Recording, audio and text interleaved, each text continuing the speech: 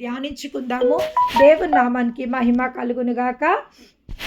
ఇక్కడ ఏమని రాయబడి ఉందంటే దానికి కొంచెం పై వచనాలకు వెళ్దాము. 2వ వచనంలో రాయబడింది, కావున నీవు ధర్మం చేయనప్పుడు మనుషుల వలె ఘనత నొందవలెనని వేషధారుల సమాజ మందిరంలోను వీధులలోను చెయ్యులాగును నీ ముందర బూర ఊదింపవద్దు. వారు తమ ఫలములు పొంది ఉన్నారని నిశ్చయంగా మీతో చెప్పుచున్నాను. నీవైతే ధర్మము చేయనప్పుడు నీ ధర్మము రహస్యముగా ఉండు నిమిత్తము నీ కుడి చేయి చేయనది నీ ఎడమ చేతికి తెలియకుండా ఉండవలెను.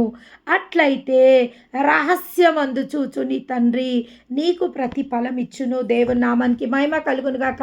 ఇక్కడ ధర్మం గురించి దేవుడు మాట్లాడుతుండు. మనం ఏదైనా నీతి కార్యములు జరిగించేటప్పుడు ఏ విధంగా మన నీతి కార్యములు ఉండాలా, ఏ విధంగా విశ్వాసుల యొక్క నీతి కార్యములు ఉండాలా, నీతి కార్యముల గురించి దేవుడు ఈరోజు మాట్లాడడం జరుగుతుంది.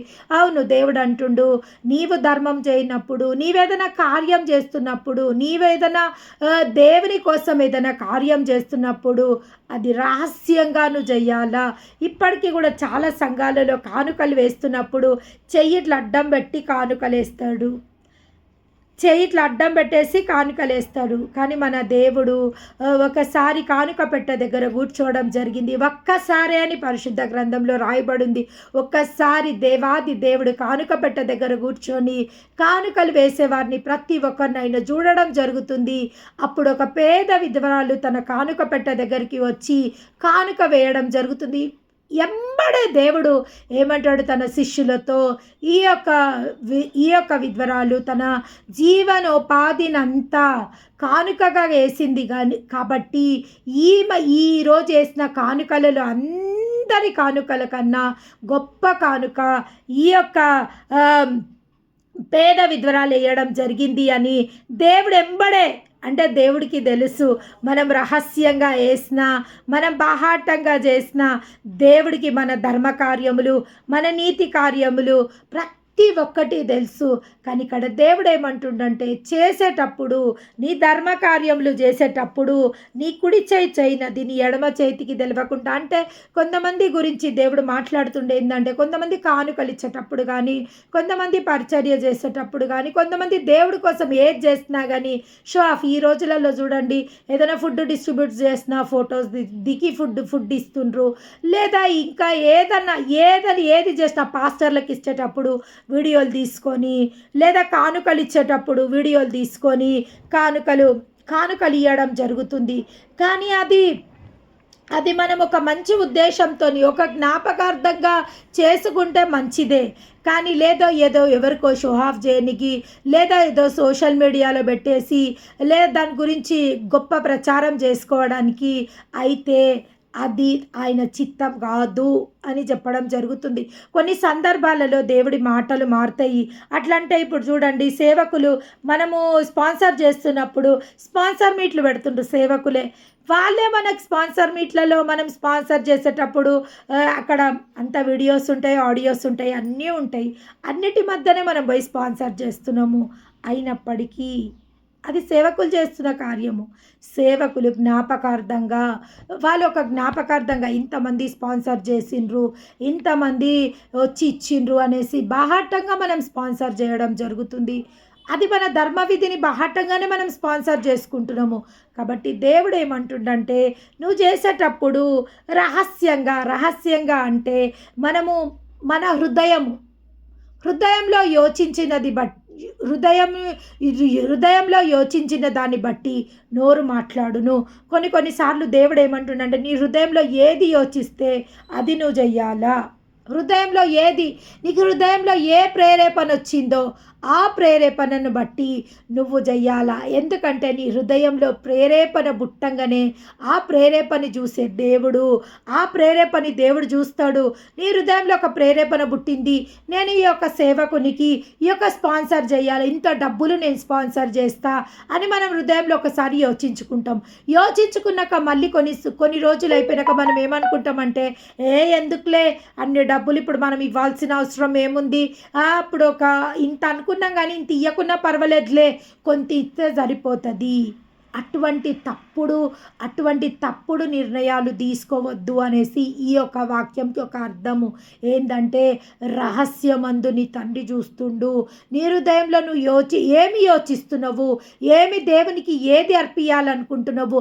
చాలామంది మనుషులకు కూడా ఏం చెప్తారంటే, మేము ఈ సాయం చేస్తాము, మేము ఆ సాయం చేస్తాము, వీళ్ళకి అది ఇస్తాము, వీళ్ళకి ఇది ఇస్తాము అనేసి చాలామంది చెప్పడం జరుగుతుంది.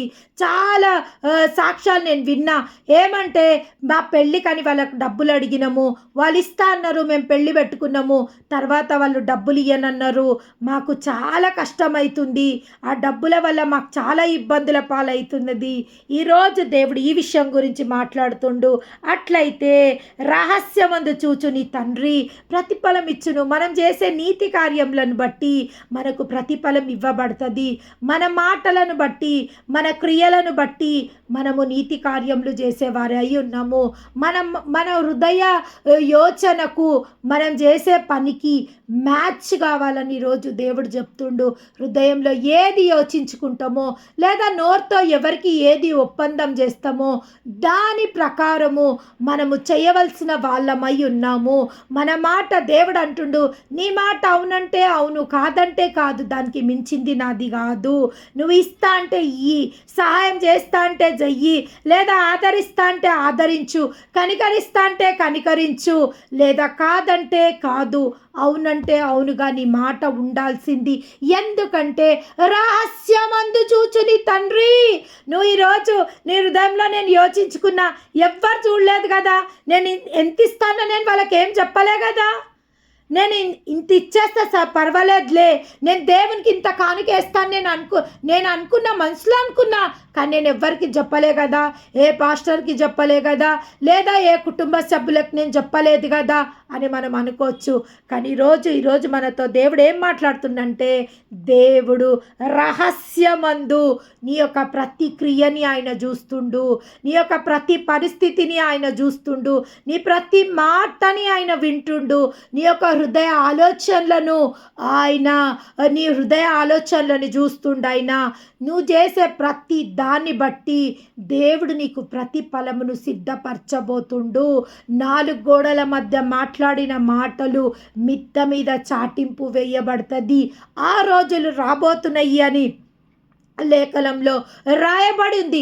అవును, నువ్వు అనుకోవచ్చు, అవును నేను ఎవ్వరికి చెప్పలేదు కదా, నేను ఈ సహాయం చేస్తాను ఎవ్వరికి చెప్పలేదు కదా, అవును నేను దేవునికి ఇంత ఇస్తాను నేను ఎవ్వరికి చెప్పలేదు కదా, లేదా వీళ్ళతో ఈ విధంగా ధైర్యంగా, అవును ఇవ్వాలని ఈ విధంగా ధైర్యపరుస్తానని నేను చెప్పలేదు కదా అని చాలాసార్లు మనం అనుకోవచ్చు.